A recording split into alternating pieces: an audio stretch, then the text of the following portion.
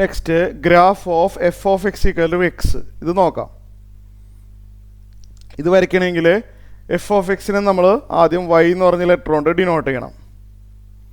F of എക്സിനെ Y എന്ന് പറഞ്ഞ letter കൊണ്ട് ഡിനോട്ട് ചെയ്യാം. വൈ ഈക്വൽ ടു എക്സ് എന്നായി. നമ്മൾ ആദ്യം തന്നെ ഒരു ടേബിൾ വരയ്ക്കുക. എക്സിന് ഓരോ വാല്യൂ കൊടുക്കുന്നതിനനുസരിച്ച് വൈക്ക് കിട്ടുന്ന വാല്യൂ നോട്ട് ചെയ്യണം അല്ലേ. എന്നിട്ട് നമ്മളത് ഗ്രാഫ് ഷീറ്റിൽ പ്ലോട്ട് ചെയ്യും. വളരെ സിമ്പിളാണ് ഇതിൻ്റെ ഗ്രാഫ്.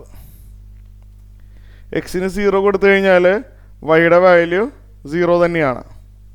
കാരണം വൈയും എക്സും സെയിം ആണല്ലോ. എക്സ് 0 ആകുമ്പോൾ വൈ 0.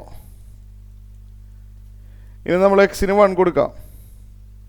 അപ്പോൾ വൈയും 1 ആയിരിക്കും. സിമിലർലി എക്സ് 2 ആകുമ്പോൾ വൈയും 2 ആയിരിക്കും. എക്സ് 3 കൊടുത്താൽ വൈ 3. നെഗറ്റീവ് നമ്പറുകൾ കൊടുത്താലോ, എക്സിന് -1 കൊടുത്താൽ വൈയുടെ വാല്യൂ -1. എക്സിന് -2 കൊടുത്താൽ വൈയുടെ വാല്യൂ -2. എക്സിന് -3 കൊടുത്താൽ വൈയുടെ വാല്യൂ -3. ഇങ്ങനെയാണ് വരുന്നത്. ഇതെല്ലാം നമ്മളൊരു ഗ്രാഫ് ഷീറ്റിൽ പ്ലോട്ട് ചെയ്യാൻ പോവാണ്. ഗ്രാഫ് ഷീറ്റ് എടുക്കുക. നമ്മൾ ആദ്യം തന്നെ മാർക്ക് ചെയ്ത് പോവാം അല്ലേ. ഇത് 0 1 2 3 4 അങ്ങനെ പോവും. ഇവിടെ വരുമ്പോൾ -1 -2 -3. അതുപോലെ ഇവിടെ 1 2 3 4 5 അങ്ങനെ പോവും. അതുപോലെ വൈ ആക്സിസിലാണെന്നുണ്ടെങ്കിൽ അറിയാലോ, -1 -2 -3 -4 അങ്ങനെ നമ്മൾ പോയിന്റ് പ്ലോട്ട് ചെയ്യാൻ പോവാണ്. ആദ്യം തന്നെ 0 0 0 0 ഒറിജിനാണ് നമുക്കറിയാം. പിന്നെ 1 1 ആണ്. 1 1 ഇവിടെ ആയിട്ട് വരും. സിമ്പിളല്ലേ ഇത്. അടുത്ത 2 2 അത് പ്ലോട്ട് ചെയ്യുക. 3 3 പ്ലോട്ട് ചെയ്യുക. പിന്നെ -1 -1 പ്ലോട്ട് ചെയ്തു. -2 -2 പ്ലോട്ട് ചെയ്യുക. -3 -3 പ്ലോട്ട് ചെയ്യുക.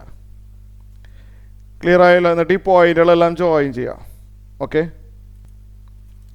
നമ്മൾ ജോയിൻ ചെയ്ത് വരുമ്പോൾ നമുക്ക് മനസ്സിലാവും അതൊരു സ്ട്രെയിറ്റ് ലൈനാണ്. നമ്മൾ ആ പോയിന്റുകൾ ഇവിടെ എഴുതാൻ മറക്കണ്ട. 0 0 അല്ലേ, നമുക്ക് പോയിന്റുകൾ പ്ലോട്ട് ചെയ്തത് അവിടെ മാർക്ക് ചെയ്യരുത്. 2 2 3 3. അതേപോലെ ഇവിടെ താഴെ കിട്ടിയ പോയിന്റ് -1 -1 -2 -2 -3 -3.